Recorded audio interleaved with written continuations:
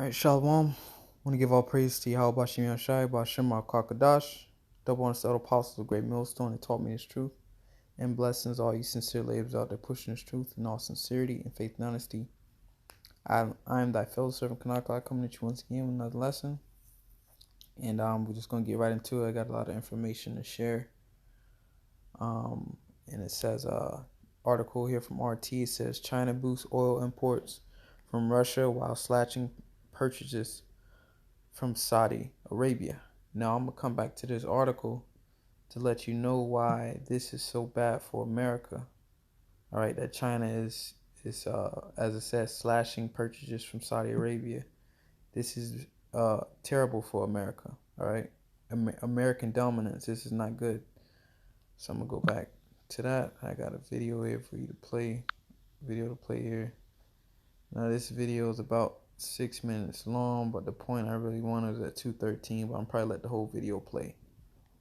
The simple definition of a petrodollar is the revenue from oil in mainly Middle Eastern countries, a revenue that is denominated in US dollars, not the currency of the countries where the oil comes from. All those nations that export their oil must sell it in dollars, so if the dollar loses value, so does their oil. But countries also peg their real currency to the dollar. That means fixing their currency with the dollar. So if the dollar fluctuates, so does their currency. If the dollar value lowers, so do the goods and services of that country. This ensures those countries don't experience wild swings in inflation or deflation. So what exactly is the relation between petrodollars and real dollars? Welcome to this episode of the Infographic Show, how petrodollars affect the US dollar.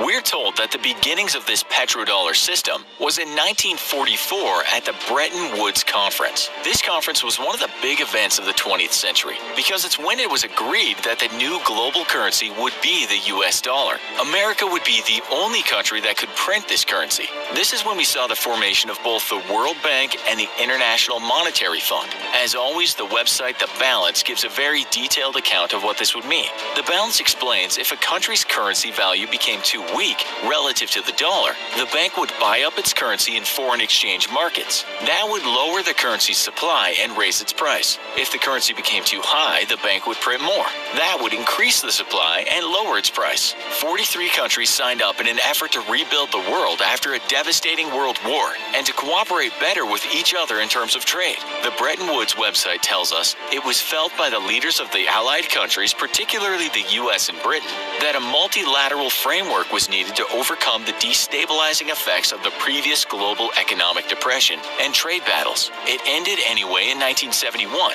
when the US suffered what is called stagflation, and that means a combination of inflation and recession. This had a negative effect on nations that belong to what is called the Organization of the Petroleum Exporting Countries. Most of the member countries are in the Middle East, with others being in Central America and Africa. Then in 1979, we got something called the U.S.-Saudi Arabian Joint Commission on Economic Cooperation. This is the point right here. In 1979, you had the U.S.-led and Saudi coalition. All right, let me go back a few. In that agreement, Saudi Arabia agreed to use American dollars in Africa. Then in 1979, we got something called the U.S.-Saudi Arabian Joint Commission on Economic Cooperation. In that agreement, Saudi Arabia agreed to use American dollars for their oil transactions. These dollars would get back into America through contractors, and so they were what are called recycled petrodollars. This deal with Saudi Arabia was the start of this petrodollar. Was this good for the U.S.? Investopedia tells us the petrodollar system elevated the U.S. dollar to the world's reserve currency, and through this status, the United States enjoys persistent trade deficits and is a global economic hedge money. We all know that in the world, the most in-demand resource is oil. It makes oil-rich countries very wealthy, and it's priced in dollars that makes the USA's currency the most dominant currency in the world. Some say this gives the USA something called exorbitant privilege, which means, according to Investopedia, the USA can perpetually finance its current account deficit by issuing dollar-denominated assets at very low rates of interest, as well as becoming a global economic hedge money. The USA can just print its own money, which is nice for the USA, as it can pay off its massive debt with that money. Imagine you were broke, but could just borrow and then just go to the money tree in the garden to pay off the debt. There are many critics of this system, with one economist writing, the amount of debt stop it there. Now you saw, what it said, 1979. The U.S. and Saudi made that deal, man, to pretty much, so Saudi Arabia, if they gonna sell their oil, the other countries have to buy the Saudi Arabian oil with U.S. dollars. So I mean they have to convert their currency into U.S. dollars, therefore keeping U.S. dollar afloat, man. All right, keeping it running. All right, that's what's keeping it alive. The fact that the number one exporter of oil, which is Saudi Arabia, you have to use the U.S. dollar. You have to convert your currency to the U.S. dollar to buy Saudi Arabia's oil, because America and Saudi Arabia made that deal in 1979. So that's why this is bad for America, because this is China pretty much trying to get rid of that dollar, man, that dominance. All right, less relying on Saudi Arabia. Okay, and this is a lot of information I want to put out, but I don't want to talk too much without getting out the scripts. But let me go to my notes here real quick. It says, my notes here, I wrote some notes. It says, in order for China to buy Saudi oil, they have to convert their money into U.S. dollars. And they help the U.S. by doing so. And they don't want to do that because, as you know, America and China are going pretty much head to head for this global dominance, man. China is pretty much trying to take over. All right. And, as far as economy, China's economy is very, very strong, and the U.S. is trying to stop them from overtaking them. Okay, so that's why you got moves like this being made. Okay, China is buying Russian oil and slashing the purchases of Saudi Arabia oil. Yeah, they're still purchasing Saudi Arabian oil because pretty much Russia can't really keep up with the demand that China needs, but Saudi Arabia can. So that's why they still continue to deal with Saudi Arabia. They just, trying to cut it short. So before I go too far, let me get some precepts real quick. This is Isaiah 14 verse 1. It says, no, we're not going to start. It's going to something else. It's Isaiah 14 verse 4. It says, thou shalt take up this proverb against the king of Babylon and say, how hath the oppressor ceased, the golden city ceased? The Lord hath broken the staff of the wicked and the scepter of the rulers. And that's the Lord. All right, the Lord is playing chess amongst these nations, man. All right, the scriptures say Moab is my washpot. Moab will be the so-called Chinese, because Moab, all right, the Lord is taking Babylon down financially right now, and ultimately he's going to take America down, aka Babylon, physically through war, ultimately through the Russians, as it say in the book of Revelations, and his feet was like unto the bear, because the Russians are going to physically destroy this place. All right, but Moab is economically destroying Babylon. All right, Moab, America and China are in a very, very big struggle, economic struggle, man. They're at war economically. Okay, so let's read a little bit of this article. It says shipments of Russian crude oil to China increased more than 30% in March compared to a year. Slovakia. I got a lot on my mind here. So the reason why I read this scripture here, because it says the Lord hath broken the staff of the wicked, the scepter of the rulers. And that staff represents the power. And as we saw from that video, one way how the U.S. was able to become so globally dominant is through that petrodollar. All right, so the Lord is breaking that staff for the wicked. All right, this is the beginning process of that. All right, it says the shipment of Russian crude oil to China increased more than 30% in March compared to a year earlier, while Saudi imports of the commodity sank. Reuters reported, citing Chinese customs data. As crumbling demand for crude and lack of storage space have been wreaking havoc on the oil market, and that's why you see oil to place, oil in the position that it's in, because the demand is not as high. All right, that's why oil is so low. In the U.S., oil is in the negatives. Okay, so that's why you have a bunch of supply, but the demand is low. So that's why you got to sell the oil for a lower price. It says China has been boosting oil exports in a move seen as taking advantage to record low prices. All right, COVID-19 has severely cut the demand of one of the top global importers. It's like it, but in March, China purchased 9.68 million barrels per day. That is 4.5% more than it did during the same period in 2019. All right, so China is taking advantage of these low oil prices, so they're purchasing more oil. It says Russia and Saudi Arabia supplied almost equal amounts of oil in the country last month. All right, with shipments standing at 7.2 million tons and 7.21 million tons, respectively. However, the data released by the General Administration of Customs showed that purchases from Riyadh fell, and I believe that's Saudi Arabia. All right, probably Saudi Arabian. Let's search it real quick. All right, yep. All right, that's Saudi Arabia. All right, that's the capital of Saudi Arabia. So let's go back. All right, Riyadh fell 1.6%, while Russian crude imports rose 31% according to Reuters calculations.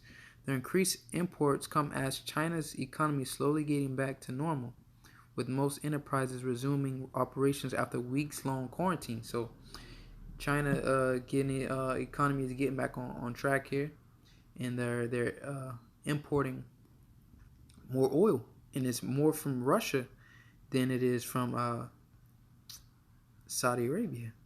All right, so they fell 1.6%, and what is that doing to the U.S. dollar? That's hurting the U.S. dollar. All right, and China is purposely doing that, man. You gotta understand, man. China and America are into something real heavy, man.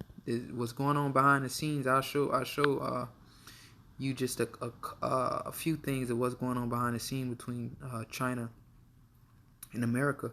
All right, so back to the notes here. It says buying. I'm gonna start right here because those articles. I want to break it down in the simplest form, pretty much what those articles are pretty much saying, and this is pretty much the notes off of that article. It says by China buying less oil from Saudi, it puts a bigger glut of oil out there.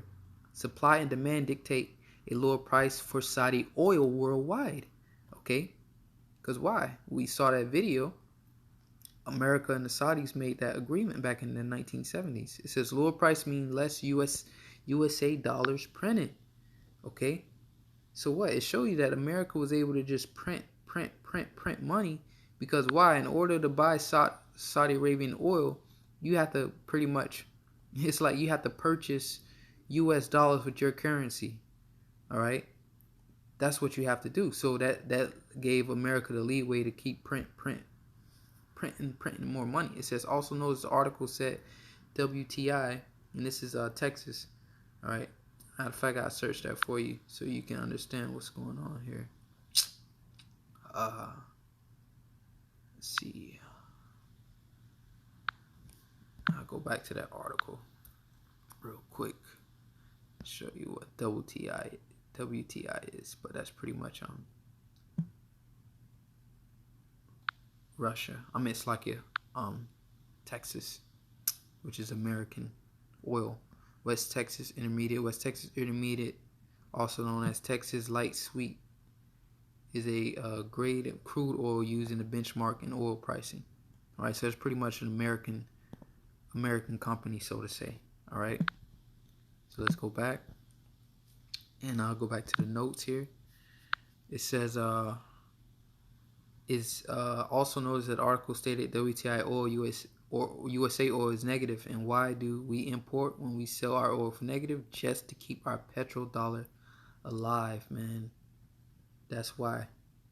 Okay, it says notes Saudi Arabia oil industry is USA money printing press. Now we learned that from this video, man. All right, And China hates that. These other, not just China, these other nations hate that as well too. All right. That's why China is not buying. It's cutting its dependency on Saudi Arabian oil. All right. But Saudi Arabia is the number one exporter of oil, so it's kind of hard not to pretty much depend, to wholly depend on them. All right, because they able to meet the demand that China requires. It says that is why the United States has cut Venezuela. That's why they cut Venezuela.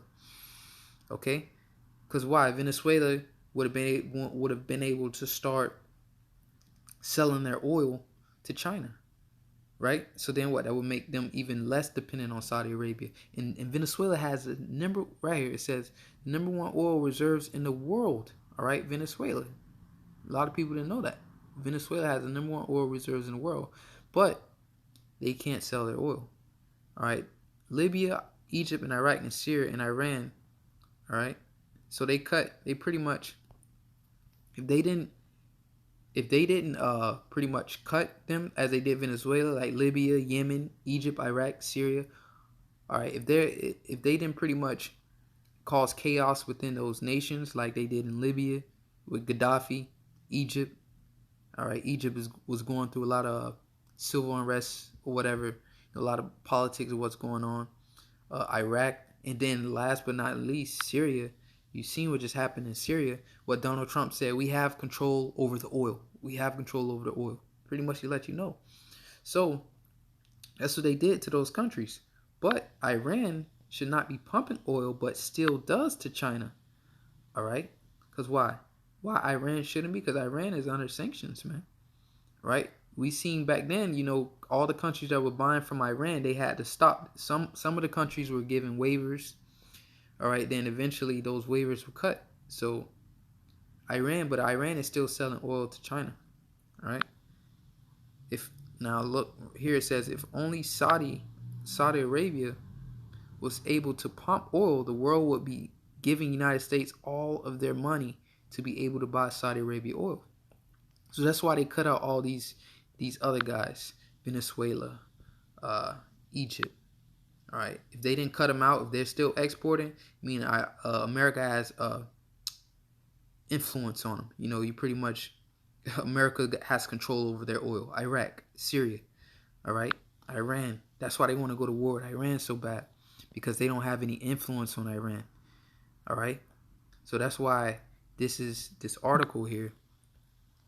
Okay, this article here is it's like yeah. This article here is so heavy because this is hurting America, man. This is more of a nail in the coffin. All right. Now I'm gonna bring out some more scriptures. It says, "The Lord has broken the staff of the wicked," and you can see the Lord is breaking them down. All right. It says, "He who smote the people in wrath with a continual stroke, he that ruled the nations in anger is persecuted, and none hindereth." All right, so ruled the nations in anger. Look at how ruthless America is, man. To keep this dollar afloat, they're willing to topple governments. All right, they're willing to topple governments, man. Like, look, we're gonna take out Venezuela, we're gonna take out Gaddafi. Saudi Arabia is gonna be the only people selling our oil. Selling oil. All right. The main players, the main players were the countries in the Middle East and South America. Those are pretty much the main players. All right. Yeah. Certain European nations, you got the Brent oil, certain European countries, they sell oil. All right. But the main players is like in the Middle East and South America, Venezuela. All right. But you see the drastic measures that they're taking. It says the whole earth is at rest and is quiet. They break forth into singing. That's what's going to happen, man. These people, man, these Americans are ruling these people, man. Oh my, it's ridiculous, man. We actually find out all these things, man, that America is doing just to keep its dominance, man. They fighting tooth and nail. All right. It says, "Yea, the fir trees rejoice at thee, and the cedars of Lebanon, saying, Since thou art laid down, no feller is come up against us." All right, so here it is. You You're sitting on oil and you can't even sell your oil. All right? And the Lord gave the nations their lands.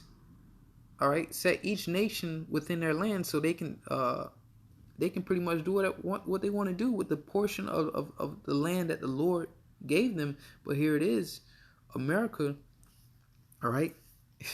They're not allowing that, bro. These people are ruthless, man. It says, held from beneath his move for to meet thee at thy coming. All right, and this is the beginning stages of this, man. America's financially through, man. All right, so that's that hell from beneath thee. That's what kept America that great city. All right, that merchant city, this financial system, and then it's military. It's military in its financial system. All right, that U.S. dollar, and how are they able to pretty much keep this financial system afloat through their military? All right. It says, "The stir up of the dead for thee, even all the chief ones of the earth. It hath raised up from their thrones all the kings of the nations." Okay. All they that speak and say unto thee, art thou become as weak as we? Art thou become like unto us? Okay. And that's what these nations are saying, man. These nations are rising up, man. All right. So, what else did I wanted to show you, brothers, real quick? Oh yeah, Khan. All right, so I'm gonna come back to that verse, but another thing that's going on over there between China and America, I'm gonna show you real quick. South China Sea oil reserves.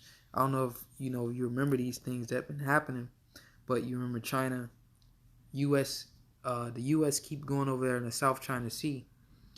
All right. Let's see if they got it. All right. So pretty much, I don't know exactly. Matter of fact, let me go back. All right, let's see. Let's see if Wikipedia show me where it's at. All right, so. All right, major crude oil trade flows in South China Sea. So pretty much, matter of fact, I'll do it this way. Chinese artificial islands. Okay. Images show you. All right, so China has made some artificial islands over there. All right, Beijing moves to strengthen its hold in disputed islands in the South China Sea. All right, so if you have been paying attention, all right, America pretty much and China have been fighting over these little artificial islands. All right, and the reason why is because you know what America does. America goes over here within these, with their ships and within these islands, and then they say, "Oh, China is being aggressive.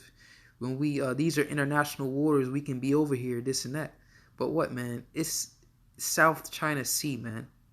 All right, that is South China is self-explanatory. It's South China Sea. All right, like I always like to use an example. You will have a problem if China had ships over there in the Gulf of Mexico. All right, just doing whatever they wanted to do. But the reason behind this as it says, Beijing moves to strengthen its hold on disputed. The reason why there is a big dispute there, all right, is because of this. Right? Let me type that in again. Now I can get to it. South China Sea oil reserves. Recent, let's see, just show you a few articles. It says why the oil industry can no longer rely on. No, not that one. Beijing Sin Survey. Salakia, this is not what I saw earlier.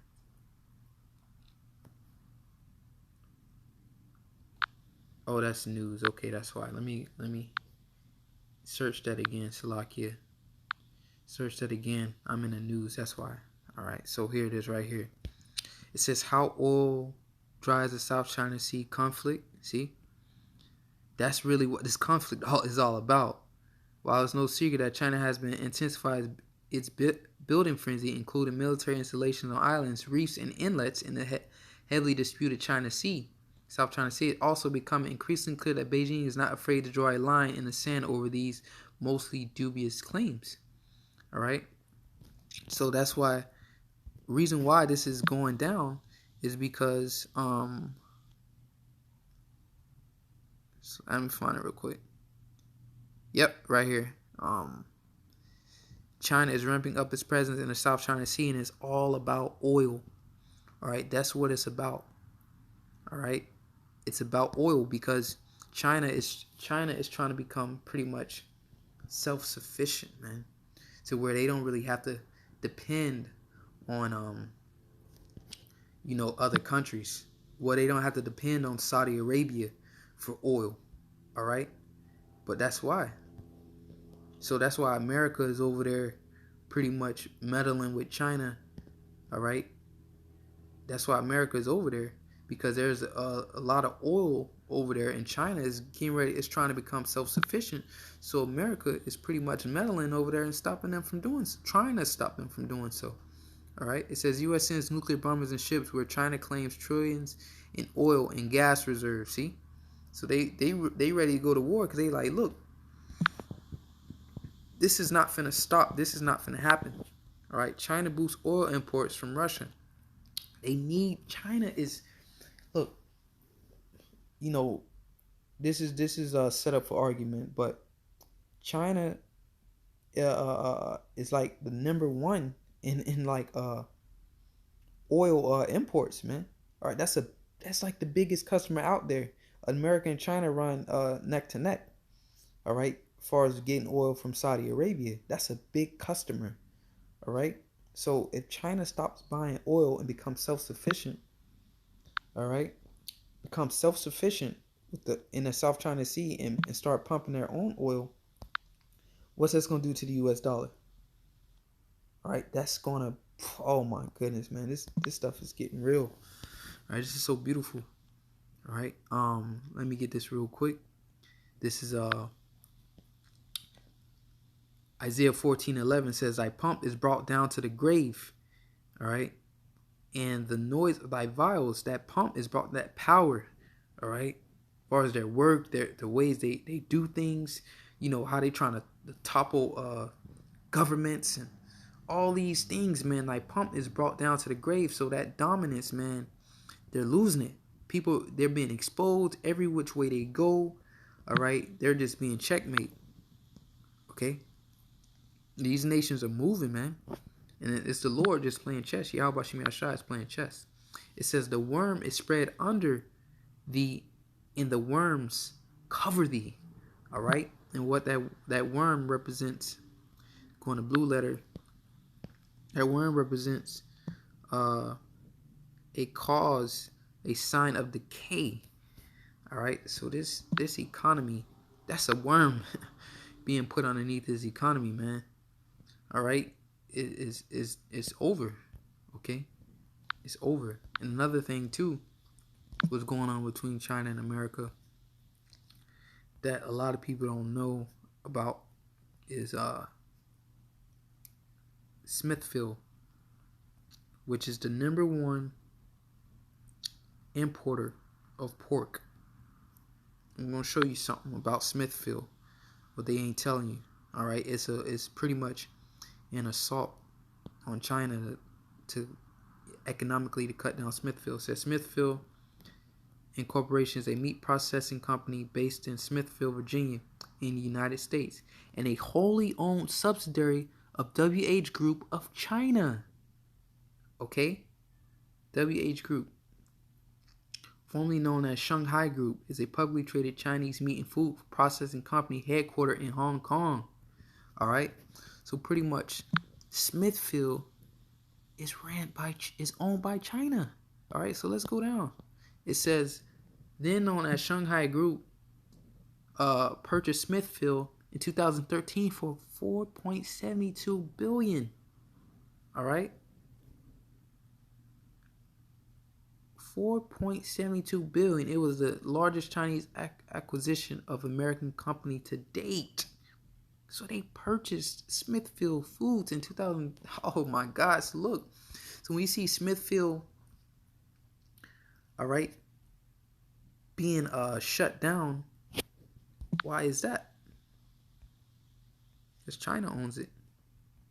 Okay. I had another article here. Let's see. Pause this for a sec. So, all right. This is from an article. U.S. could be weeks from meat shortages with shutdowns spreading. All right. Plant shutdowns are leaving the U.S. dangerously close to meat shortages as coronavirus outbreaks spread to suppliers across the nation and the Americas. Okay. So check this out.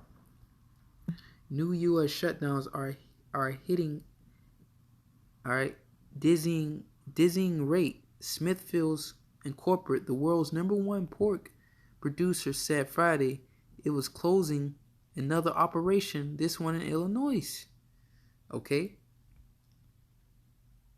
So, who is Smithfield owned by?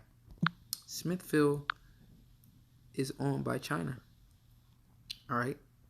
China purchased Smithfield back in 2013 for $4.72 billion, man. See, the U.S. is ruthless, man. They ruthless, bro. The U.S. and China are going at it economically, man. They really fighting for that seat, man.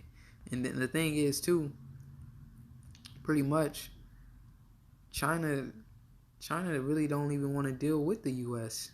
All right, far as trade or whatnot. That's another thing they're not telling you, because what is the U.S. going to give China for its goods? You know, the U.S. dollar. That's like giving you a credit card and front you some money and already know you're not going to be able to pay me back. You know, China doesn't want to deal with the U.S. because what all they're going to get in return is so-called U.S. dollars, which are worth nothing. All right, they're not worth anything, man. And that's what China is just pissed off. They're through with that, man. So I'll play a little bit more of this. Leverage, deceit, corruption, and fraud in the economic markets, financial system, and in the energy industry are off the charts. Another bonus for the USA is that it can just buy its oil with its own products, which might mean massive construction contracts, expensive military planes, or technologically advanced tanks. Saying that, as we write this, Bloomberg is saying the dollar as reserve currency might be coming to an end, and the days of exorbitant privilege are fast running out. Why is that? We'll let Bloomberg explain. With the current U.S. administration policies of unilateralism, trade wars, and sanctions increasingly affecting both friends and foes, the question arises whether the rest of the world should diversify away from the risks of the U.S. dollar and dollar-centric finance. In 2017, Reuters told us that the power of the petrodollar was already waning. Back in the day, when the USA was busy spending big on oil and petrodollars were going into oil-rich nations and being recycled back out, all was good. But these days, according to that report, not as much of the money is coming back out. These countries are shoring up finances and safeguarding stability at home, said Reuters. Where all the oil money goes, said that report, is hard to say. But a good chunk of it ends up in offshore financial centers, such as the UK, the Cayman Islands, Ireland, Switzerland, Belgium, and Luxembourg. Reuters isn't alone. Another journalist wrote this: the United States' ability to maintain its influence over the rest of the world has been slowly diminishing. The USA's dollar monopoly, we are told, might be coming to an end. One of the reasons is that mass consumers of oil, China as well as Russia, have been setting up deals with oil-rich countries, and nope, they are not doing these deals in the US dollar. The article... You heard that? Nope, they're not doing these deals in the US dollar. So, think about this. When China and Russia, where that article is at, it's a lot. Yeah. All right. When China and Russia do these deals, do you think they're using the US dollar? No. All right. Shoot, they could be doing these deals in gold. All right, because why? Both of their currencies are backed by gold. You know how much gold Russia and China have been hoarding over the last couple of years, man? Over the last like 7 to 8 years. All right. Tons and tons of gold. says as the tide continues to turn against the petrodollar, eventually even our allies will start to question what best serves their own interests. Forbes writes that there will likely be something called the petro-yuan, but that doesn't mean that the yuan will become the reserve global currency. Forbes tells us that everyone has it wrong and that the USA doesn't enjoy a huge advantage because oil is sold in dollars. The US economy is the central economy in the global system because it's the most open, innovative, and productive economy in the world. And because of this, the US dollar is the most convenient, liquid, and reliable medium of exchange, said the article. Can that be challenged? Not yet, according to the story, solely because no other currency can match that. China also has massive reserves of US dollars, which might seem like the country has its hopes on the dollar remaining strong. Which is why this dollar hasn't collapsed yet fully, because the dollar is still strong. Because as you can see, right, this dollar is like people. That's why scriptures say. Matter of fact, real quick, let me get that real quick.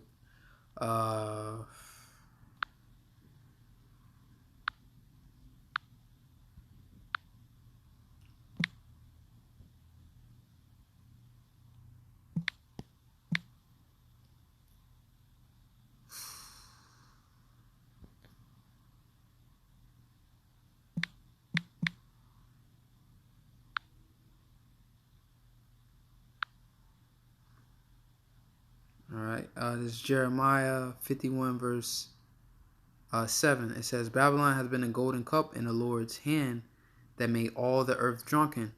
The nations have drunken of her wine, therefore the nations are mad. All right. And what was that wine? Part of that wine was this US dollar, man. These countries done got all persuaded to use the US dollar to allow, to have certain reserves and to allow a certain percentage. Man, just have this dollar just fluctuate through all their financial systems. Now look, they realize like, man, these people just print the dollar at their own will. All right, this dollar ain't worth nothing. It's not backed by anything. That's part of that wine, man. But here it is. What can he do? All right, that pisses them off, man. They got their hands tied in this dollar. All right, not saying that they're not making moves to deviate from the dollar, but still, it's an issue that they have to deal with. Although some critics say China is writing off the dollar and along with Russia is buying lots of gold. See, right there, that's the point. All right, they're writing off that dollar, all right, and using gold. These critics tell us that those. So once again, going back, Salaki, I'll let that play in a sec. Once again, going back to this article here, what you think China and Russia are making those deals with? All right, they're making those deals in gold, man. Or they can use the U.S. dollar. I mean, it's like they can use each other's currency. I'm pretty sure they wouldn't mind taking Russian dollars. China wouldn't mind taking Russian dollars. Why? Because Russia got gold, man. All right, Russia has gold. Russia is backed by gold. Wow. Continue on. Most countries believe the dollar is about to inflate. There are likely more doomsday believers than there are positive views, as we saw in the Forbes piece. Headlines like this are all over the media. End of petrodollar hedge money may happen soon and badly impact indebted America. All right, and that's it on that. But I have to cut this video up anyways. Let's see. Really quick. I think that's it. I can close this out. Close this out. Close this out. All right.